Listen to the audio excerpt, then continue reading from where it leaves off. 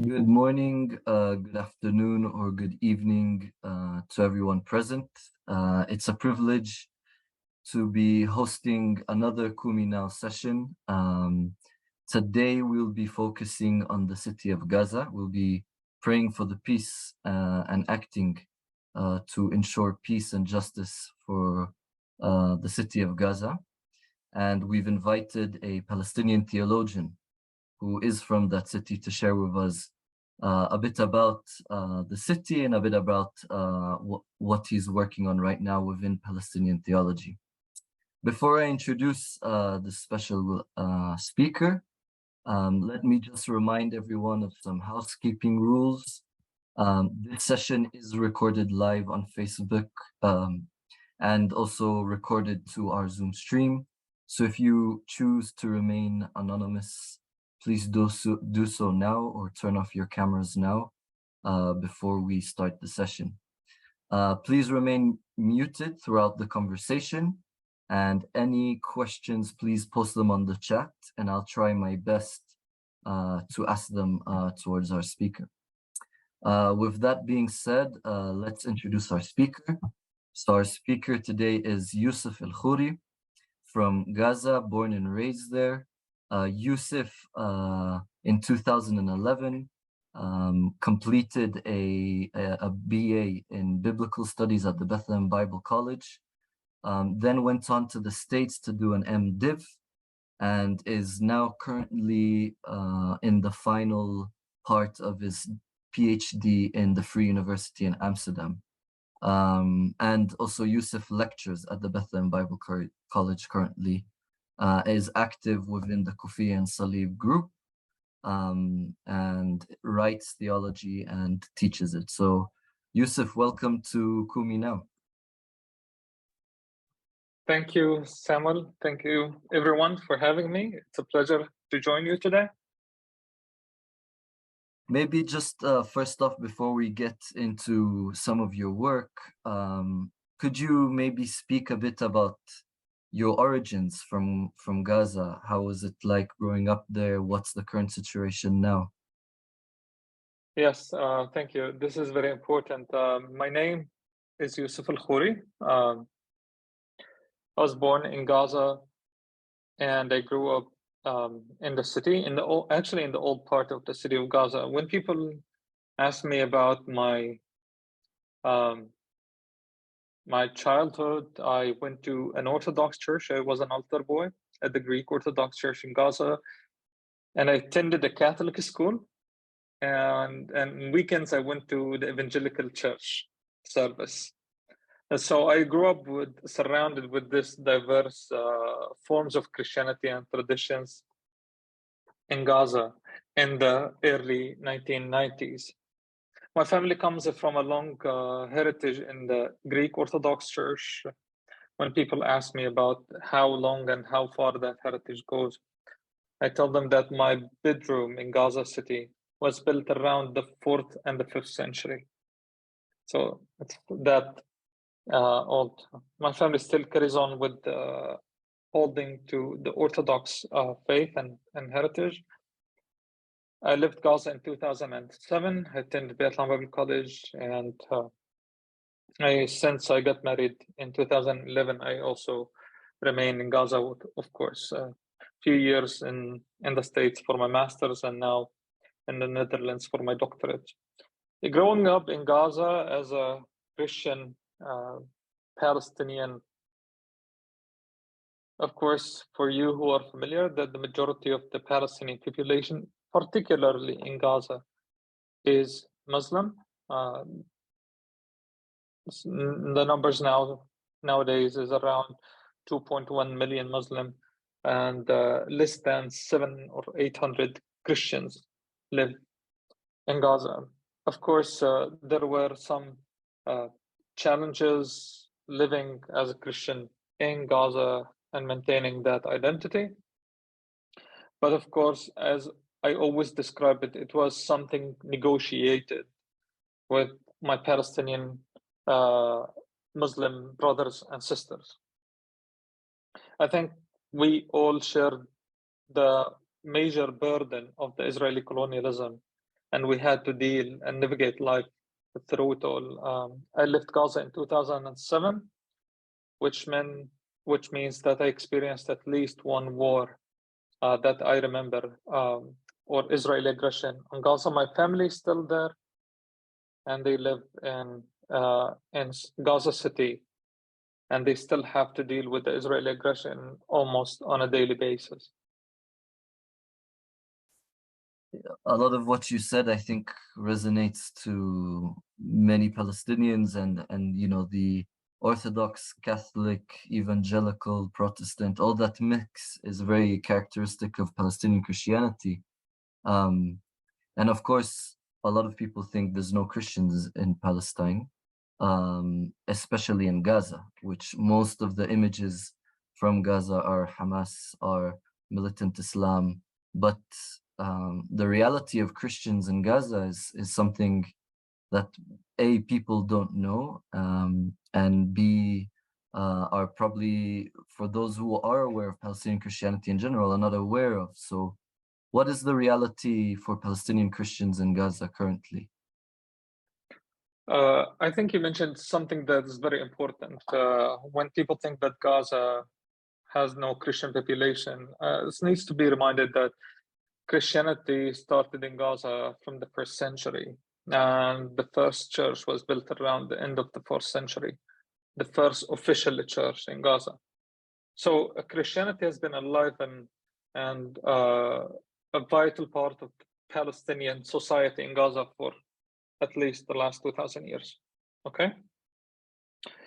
Within the last 20 years, a shift started to happen because of course, the Israeli colonialism of Palestine.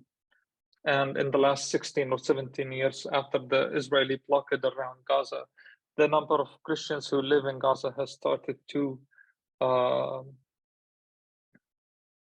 decrease. The numbers were around 3,000 Palestinian Christians who live in Gaza. Nowadays, we're talking about 700. And 700, and I can say it's very optimistic even, because the majority of the Christians who live in Gaza are, in fact, elderly people. Most of the younger Christian population, if has a chance to leave, they would do in a minute.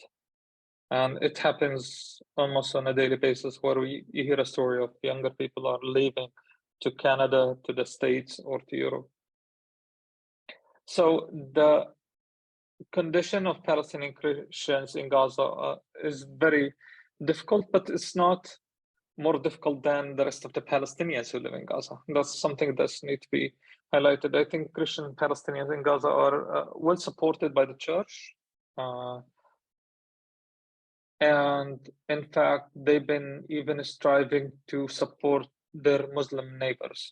I remember in 2014 when the Israeli aggression intensified around the old city of Gaza, Hayy Zaytun, the olive neighborhood, Hayy Zaytun in Gaza. The church, the Orthodox Church, opened its doors, and even the church monastery for their Muslim neighbors to hide and find safe space. So with all the difficulties and challenges that Palestinian Christians in Gaza are facing, they are trying to live their calling to be salt and light in that context and for their neighbors. Just to touch on the what you said at the end, salt and light. I get the question a lot why I studied theology. Today I'm going to ask you that question. Why did you choose to study theology and to eventually do a PhD on it? Wow. I've always been fascinated by the Christian faith, and by my faith. And growing up at the Greek Orthodox Church, going to a Catholic school, attending an evangelical church. The mixture would sometimes feel like paradox. It's for me felt like this is the beauty of it. This is the mosaic of Christianity. And in fact, I started my college life at the law school in Gaza, and eventually transitioned to theology. And there is a huge, massive gap between the two, right? However, I feel like what I have always been passionate about is to connect faith and reality, to see how the Bible and how my Christian faith connects to the livelihood and the experiences of my people on a daily basis. And that's actually the reason that I've chosen even to do my doctorate in contextual interpretation of the Bible, not something else, not systematic theology, not philosophy of religion, but contextual interpretation, how the Palestinian Christians understand the Bible, understand their faith, and how their faith also relates and speaks to their situation. So that's why I decided to pursue, um, a life career of doing contextual theology and doing theology and studying uh, the Christian faith. Before we talk a bit more about that contextual approach to the Bible and to the way Palestinians view the Bible and interpret it, can you tell us a bit more about how it is also to teach that kind of theology within the Bethlehem Bible College, what it's like for young Palestinian students to come and encounter, to be in a theology class, and you come and you give them a contextual approach. What have you learned from teaching at the Bethlehem Bible College? I learned that people are more complex than we think. Usually we talk about the Palestinian people as a monotheistic group of people, right? We think that we all have the same ideas and have the same political opinions, especially also when it comes to our faith and reading of the Bible. And the last 4 years of my life, I've been investing in that work, seeing how people read the Bible. And part of the groups of people that I observed is students at Bethlehem Bible College. And what started as a research project that I wanted to study people, I ended up learning so much, and even shifting the trajectory of my research in Palestinian theology. Because for so long, Palestinian Christians were like represented by Palestinian theologians in many ways, and Palestinian theologians spoken on behalf of Palestinian people.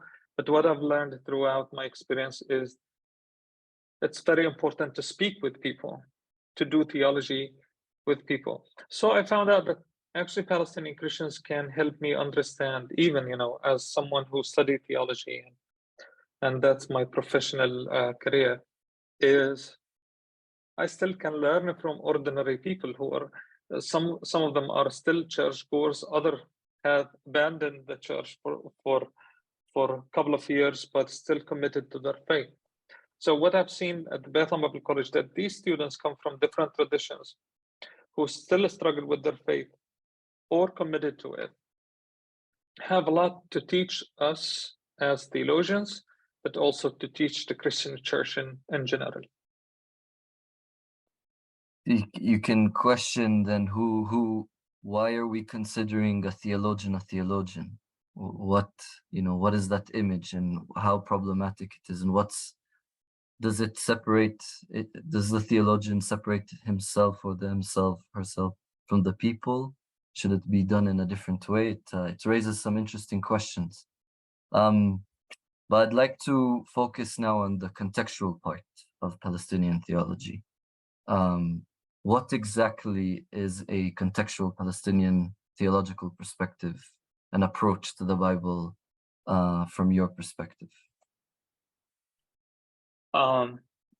This is a very important question. Yet it has many layers to talk about. If we are talking about the methodology of contextual theology, then it's a entirely different discussion to make. But as simple as contextual theology in Palestine is a theology that speaks to the reality of people, theology that starts with the conditions the social, political, economic challenges of racial, of course, gender challenges of the Palestinian people, and then reflecting on how the Bible speaks to those situations and what we can learn from the living word of God that speaks to our reality and compels us to act in a liberative way in our context. Contextual theology, the primary aim of contextual theology is social transformation, transforming our societies, liberating them politically, economically from any form of oppression. And where we can find this transformation is the living word of God. So we go out of context to the Bible in order to return to our context with this transformative message of the good news of the gospel. So would you say that contextual theology in seeking transformation is also rooted in praxis and action? Of course.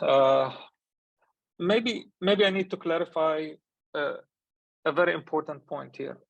All theologies are contextual.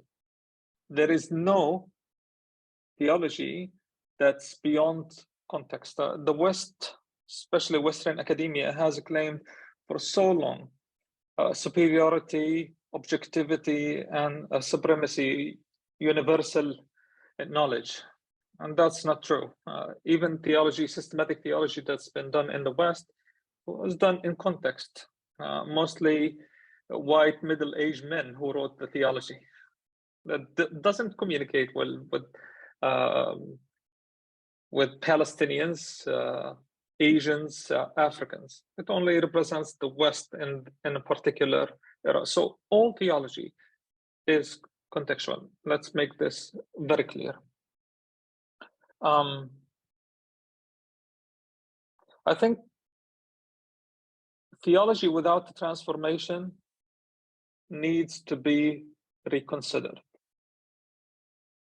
Theology is the study of God, and the aim of our study of God is to experience transformation and renewal in our communities and in our world. And I believe that renewal has to be in humanity and in the whole creation. So theology itself, it's all about transformation. It's about the renewal of humanity and God's creation. I'd like to touch on the what you said about we don't call, for example, Western theology or European theologians. We call them theologians, and like this myth of being objective and universal, which is part of colonial language, imperial language, and even when you study, for example, other areas, whether it's theology or not, they're boxed into the geography, Latin American studies. Why are we being boxed into it? Why aren't we just, decolonial studies, political studies? Whereas the European, it's not. They don't have that extra label. Okay, so there's that. But then, so every theology is contextual. Every theology has connection to praxis. So how do you do a Palestinian contextual theology from your own identity, using your own traditions, methodologies, relating it to the people? How do you make the theology Palestinian? I think it's very important before going ahead and developing Palestinian theology is to look back to the last 40 years of Palestinian contextual theology. It's been done and much appreciated by several Palestinian theologians. They laid a strong foundation for the new generation of Palestinian Christians. But it's very important to go back and revisit the methodologies were used and implemented. Because the current situation of Palestinian Christians, let me be honest and bold here, hasn't changed, but even deteriorating, in fact. And it seems that there is a missing missing piece that our theology so far for the last 40 years hasn't transformed the Palestinian Christian community in the West Bank, in Jerusalem, and in Gaza Strip. Hasn't solidified, strong, made it more rooted in the land. And I think the major issue was that ordinary people who go to church on Sundays, who have been struggling with the church for years, were not part of the process of making that theology. That's why I emphasize the whole idea of doing theology with people, listening to the people. Actually, the way that liberation theology started in the second half of the 20th century is listening. The church started listening to the people, the ordinary people in Latin America, the African American people. And from that, it started. I think in Palestine, what's still needed is listening to the stories of people. I believe Palestinian theologians like Naim Atik, like Mitri Rahib, like Mundar Isaac, succeeded in presenting a very biblically grounded and theologically sound argument for the Palestinian cause and Palestinian Christian cause. Mitri and Naim and Mundar Isaac developed theology from the context of their congregations, right? But it wasn't yet developed with the people. People didn't contribute seriously as important partners in the development of biblical interpretation and contextual theology in Palestine.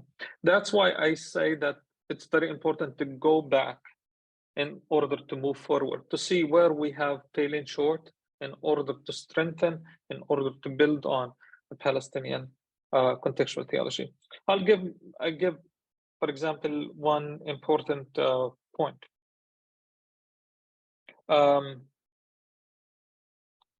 In my studies, I did a few groups with Palestinian Christians reading some scripture, particularly from the Synoptic Gospels. And I found out that the Palestinian interpretation or the Arabic interpretation of the Bible already have made decision on certain words that give certain connotation to the Palestinian Christians. Let's give one example, only one example. If we read, for example, Mark 12:13-17, when Jesus is asked about giving the tax, right? And the wording or the Arabic translation uses jizya, the word jizya, which connotates the Islamic tax that was imposed on Christians. And it's fascinating that the translator of the Arabic Bible decided to use jizya rather than dariba. Already made the decision to play on this somehow what we call today Islamophobic tone in order to bring to certain meaning to the context. And for some time, Palestinian Christians have been bubbling themselves from the Muslim surrounding. I want Palestinian Christians to be salt and light, but we have always been so concentrated on our own issue that we forgot that we are part of the greater Palestinian society. And we have to be salt and light to our Palestinian people. We are part of the Palestinian struggle. Yes, it's true. We live with our Palestinian Muslim neighbors. Yes, of course. But we need to reconsider, have we been really salt and light to our neighbors? Have we helped them and created these networks of solidarity with our neighbors through our theology? Do I love my Muslim neighbors as myself? And love doesn't mean only loving in a philosophical way, let's put it, or just a Christianese way, but practically. That's why I have this whole idea, maybe complex idea, on how Palestinian theology has to move forward, especially in the current development in Palestine, with the current development in Palestine. Okay, there's a lot to unpack there. I think, revisiting the past is something that's characteristics of waves, of new waves of theologians. You look at Black liberation theology, Latin American liberation theology, you have pioneers. You mentioned Naimatik, Mitri, you have second wave and you have third waves, and it seems like maybe there's a new wave of Palestinian liberation theology that's revisiting the past and re-questioning things and revisiting certain topics. And you do that particularly with the laity, the people, the ordinary people, and how they interpret the Bible and how theology must come from them and be constructed with them. They must be owners of the Palestinian theology. How does that compensate some of the limitations that you mentioned previously? How does that not only, you mentioned about being a part of the Palestinian community and engaging with Muslims, it's not only engaging with them, but speaking their language. What compensations have you found in your research regarding those issues? I would say my research was mostly to analyze the context and analyze the ways Palestinian Christians chose certain methods of interpretation. And I think what I hope for, actually, not only what I think, what I hope for, that the results of my research would help us develop theology with the people and understand where we need to modify our theology. So I think this questions need to be rethought very carefully. So I would say we need our Christian Palestinian society to understand itself and its faith, in order to live it out anew. And because we have been colonized for so long that we need a process of decolonization nowadays. Let's be honest, I like when Mr. Rahib says and talks about colonized minds. Yes, we've been colonized, especially the Christian Palestinian society. We've been colonized in our minds for so long that we need a time for decolonization in order to relive our faith again in our context. Yeah, that process it involves unlearning and learning, I guess, at the same time. Yeah. Can you mention, you mentioned doing theology with the people, but part of our identity as Palestinian people is the land. Can you mention also doing theology from the Palestinian nature, the Palestinian land? The theology, I know that you've written a theology of the olive tree. Could you explain a bit more about that? Yes, maybe Samuel, you remember a couple of years ago we went to visit the oldest olive tree in Al-Walaja, sorry, the west of Bethlehem. And that olive tree is almost 5,000 years old, and inspired me to reflect on it as actually a symbol of the tree of life in the Garden of Eden in the Bible. And I found it's fascinating, even when you study that olive tree actually has a very prominent place in the Bible, right? That's the olive tree. The first thing that happens when the flood is over, the pigeon only brings a branch of olive. It seems that the olive tree is the only thing that survived the whole flood, And later we learned about it in the temple, because the temple, the olive tree has a special location, which we see it even much later in the book of Revelation. And that's brought to my mind that Palestinian olive tree, which actually until today symbolizes the resilience of the Palestinian people. Many Palestinian families still rely on olive tree and olive picking every year for their survival for the whole year. They eat olive products, and they drink olive oil. We drink olive oil. We don't eat it, we drink it. And we use the olive wood for cooking and for heat in winter. So in fact, the olive tree is not only an economic power for us as Palestinians, but also it's a meaning for life and sustenance for generations. But I found it more interesting, actually, how the Bible speaks of the olive tree as a tree of life.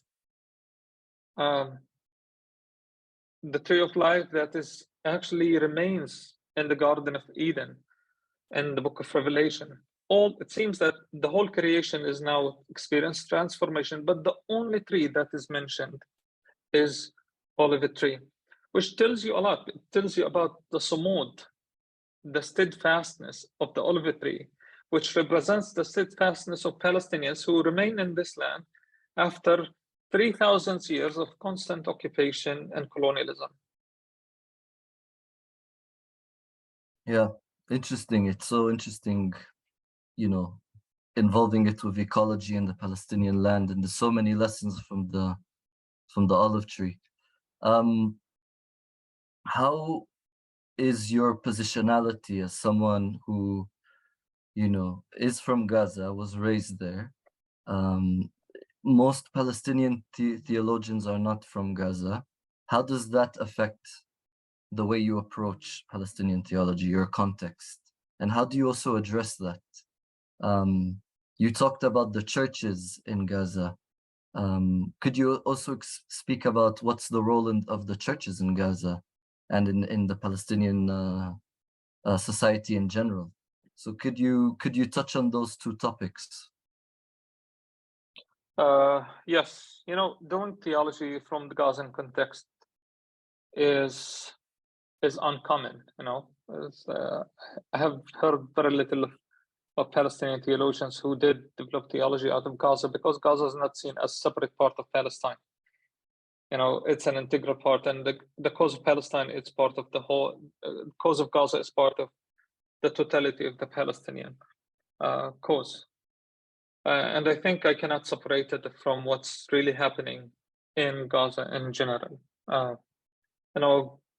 Since 2006, and after the second Palestinian democratic election, you find out that the whole world supporting Israel and punishing the Palestinians in Gaza for practicing the right, a democratic right, and to choose the representatives, right? And an integral part of the Palestinian people, or Christians in Gaza, who suffered because of the blockade around the city of Gaza. Many Palestinian Christian houses in Gaza, like their Muslim neighbors, were damaged or completely destroyed because of the Israeli colonialism and Israeli aggression. Families lost their houses and properties. My sister lost her belongings, where the apartment that she rented was targeted by the Israeli Air Force. My nephews and niece who live in Gaza, they never experienced one peaceful day of electricity, clean water to drink, going peacefully to school. And sometimes I think people, and rightly so, when they struggle a lot and they have to go through this constant trauma in Gaza in particular, somehow there is no space enough to begin develop a particular theology for that space.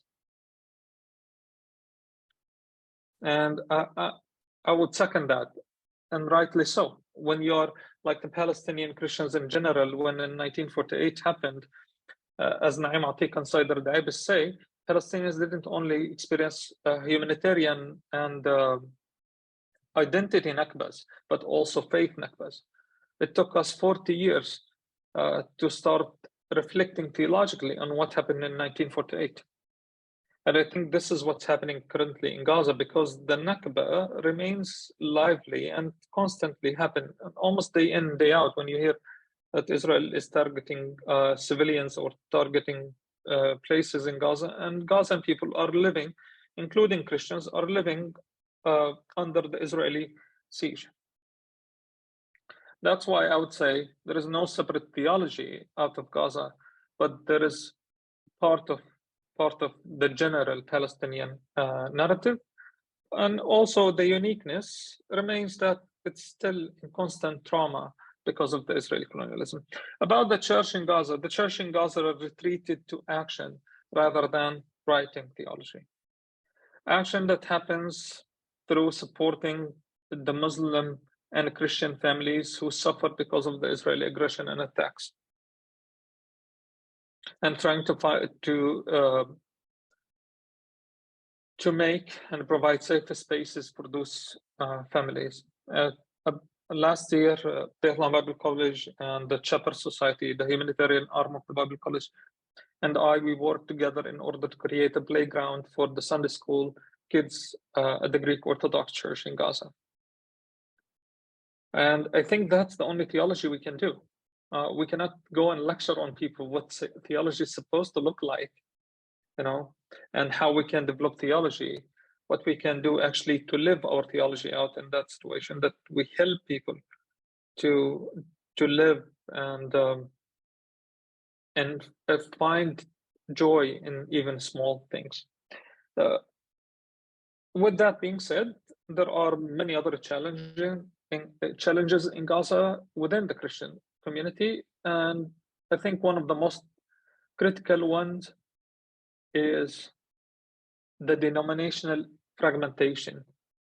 You have the Orthodox, you have the Catholics, you have the Protestants, and each wants to maintain their own congregations and their numbers. You need to protect, or they feel that they need to protect their flock.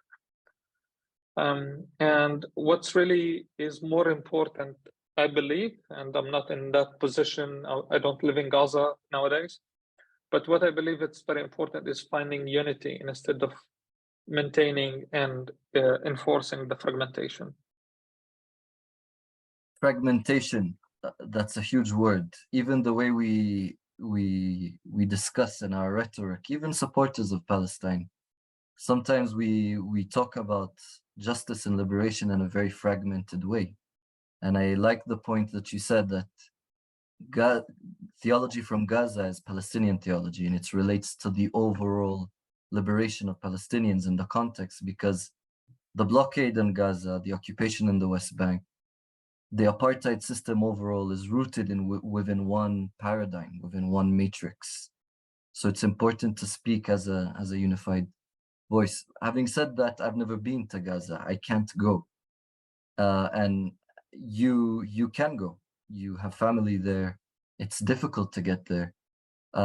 So my question is twofold. One, how was it growing up there in a very fragmented reality? Two, you talk about church denomination in Gaza and the fragmentation there. Do you think that the denominational lines maybe are not applicable within the Palestinian context, and something more indigenous needs to be applied to be more unified, to be less fragmented? Well, if I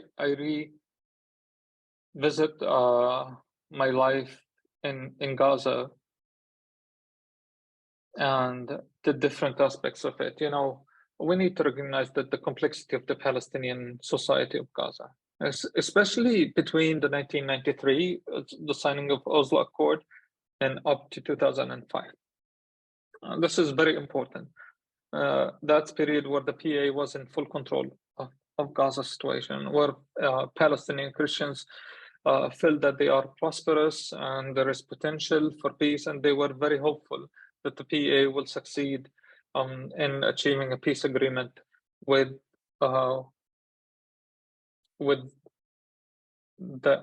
Israeli colonial power or regime. So the Palestinian Christian society around that time lived, I would say, and flourished. And most importantly, here, I think it's flourished with their religious liberties, but also economically. It was very engaged with the Muslim society. However, after 2007, 2005, 6, and 7, and a shift started happening, especially when Hamas took over Gaza Strip, because it began, and I think the Israeli propaganda and in some way the PA also has contributed to it, played on the Islamophobia narrative and tone, where Palestinian Christians became more afraid of their Muslim neighbors. And they became more interested in protecting themselves as a small minority. So growing up in Gaza, I've mostly experienced that flourishing period where you felt like, okay, I was the only Christian living or attending a public school of 600 Muslim students.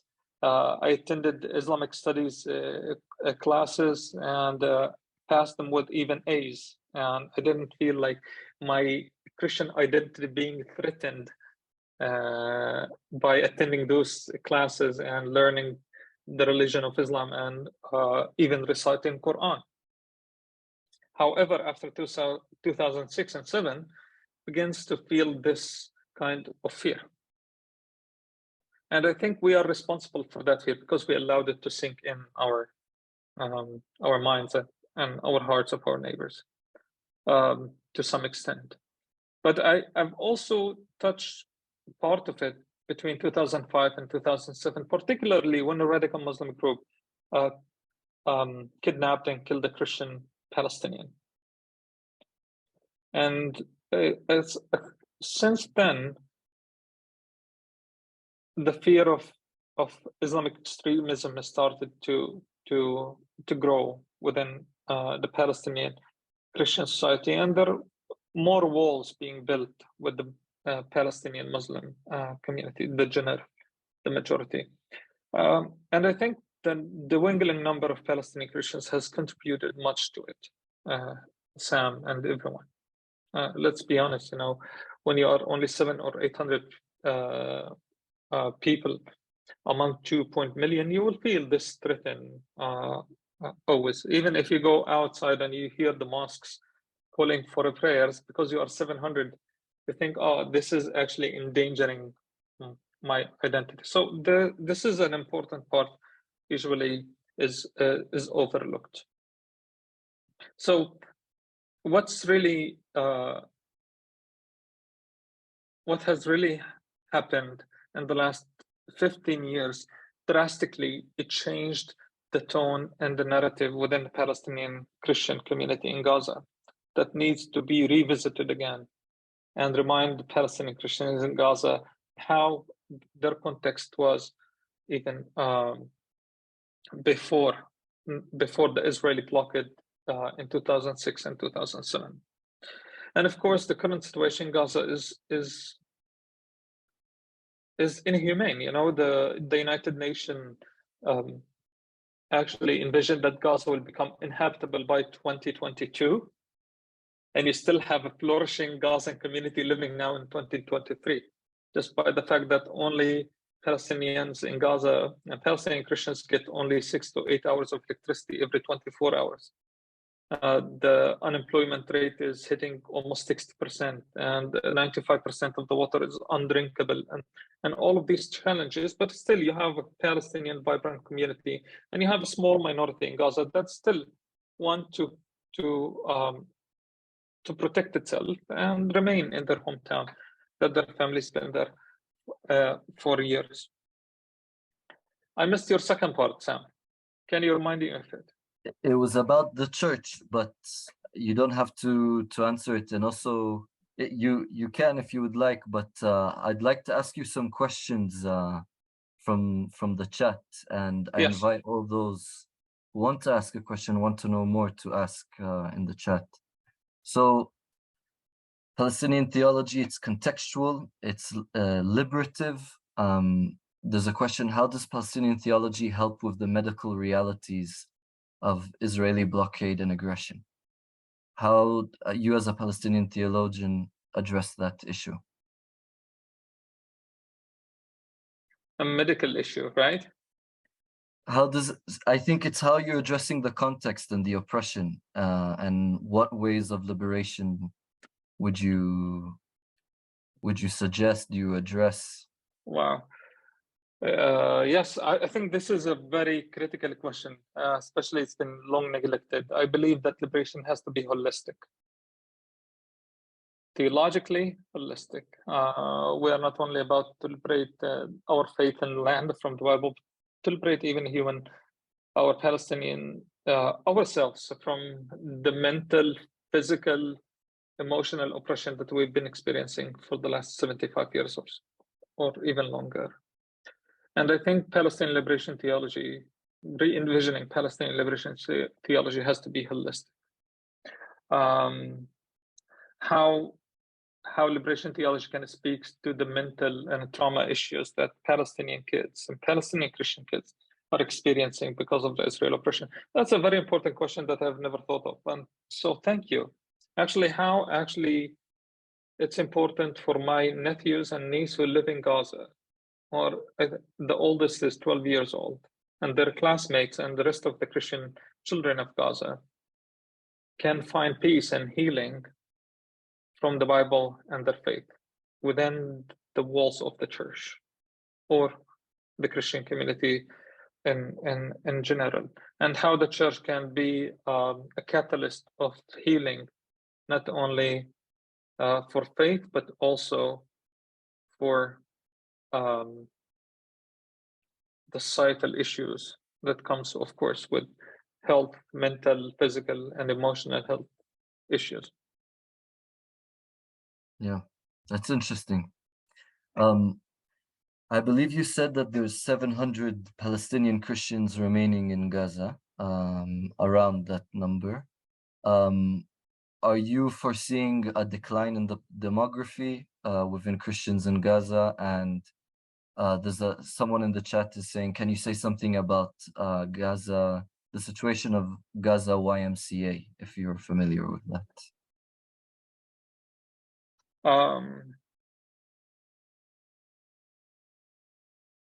These are very tough questions, especially when you ask me about certain organizations in Gaza. So I prefer not to answer the question about the YMCA and the Ahli Hospital. Forgive me. And I prefer when to talk about like what I mean about the holistic, for example. And forgive me because I don't wish to address the whole idea of certain supposedly Christian organizations in Gaza. Holistic, I believe what means holistic is a theology that cares about transformation of the Palestinian people in general, not only from the occupation, but also from different forms of oppression, economic, social. For example, I'm advocate of a womenist theology in Palestine, a theology that speaks for women, because we still have gender issues and disparities in Palestinian society that has to be addressed. I'm advocating for a theology for the land, not only a theology of the land, because we have mastered this very well for the last 30 years and 40 years. We need the theology for the land, theology that's concerned with the ecological reality and injustice is being committed by the Israelis and the Palestinians as well in the Palestinian land. So holistically, it has to take the heart, soul, and mind and the body of Palestinians, but also takes their land and the creation of God in Palestine into account. And when you, correct me if I'm wrong, do you think that accounting and having a more holistic approach, not only to theology, but in general for Palestinian rights, helps to speak as Palestinians as one people rather than within international kind of categories, as one Palestinian people under one oppressor? I think we need to challenge these kind of classifications, because we cannot only talk about the Palestinian people as a homogeneous group of people, because we have different experiences that shape us. But at the same time, we need to adopt the Christian doctrine of Trinitarianism, accepting the diversity within unity, right? That the Palestinian people have a unity. At the same time, they are very diverse, and respect that. And when we talk about even the Palestinian Christians in the West Bank, who are, such as in Bethlehem, remain somehow the majority of the population in towns like Beit Sahura and Beit Jala, and somehow the economic power of Bethlehem, compared to the people of Gaza, the Christian community of Gaza, who still dwindling in numbers. 700, this is very optimistic, as I said earlier, and it's continues to decrease a day after another. So these things needs to be considered as well, Samuel. Yeah. And Kumi is centered around action, and Kumi is centered about doing something in the best of our abilities. What would that look like in terms of being within the Christian church, being within the movement for liberation for Palestine, and specifically for Gaza City?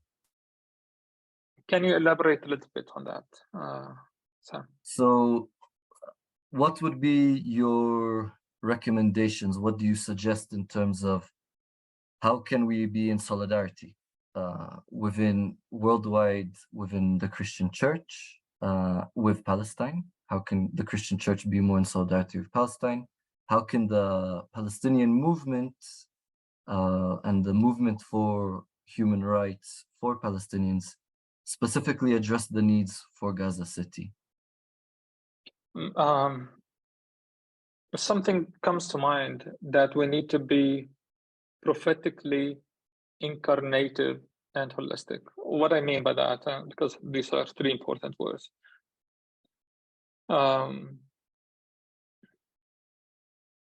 What I mean that we need to be incarnative is our willingness to empty ourselves from our own privilege in order to stand in solidarity with those who are underprivileged, like the Palestinian people. And especially the Palestinians of Gaza. We need to experience what they experience and imagine that how it can be for our lives and our families and our kids. I think that's one of the major issues, that people look at what's happening in Gaza sometimes with an empathy to the situation and the kids and the families in Gaza, but it has to be more than that. It has to get out of the mode of a charity to solidarity. So it has to be incarnative, holistic. It means not only let's go and pray, of course, but to find means of action. And this is where the prophetic part comes in, where we have to challenge the structures that actually in our countries and in our societies that has been demonizing and dehumanizing the people of Gaza. And sometimes this brings us back to the incarnative model.